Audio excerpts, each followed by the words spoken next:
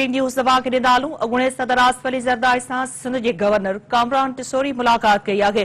Governor Kamran Tessori PPA जे शरीक chairman Asif Ali Zardari जी ख़ैरियत मालूम कई। ॿिन्ही अॻवाननि विच में मुलाक़ात दौरान मुल्क जी सियासी सूरतहाल समेत मुख़्तलिफ़ मामलनि ते ॻाल्हियूं थियूं। अॻूणे सदर पारां गवर्नर कामरान टिसोरी लाइ नेक ख़्वाहिशुनि जो इज़हार कयो आहे। अॻूणे सदर आसिफ अली ज़रदारी सां सिंध जे गवर्नर कामरान टिसोरी मुलाक़ात कई आहे। गवर्नर कामरान टिसोरी पीपीए जे शरीक चेयरमैन आसिफ अली ज़रदारी जी ख़ैरियत मालूम कई।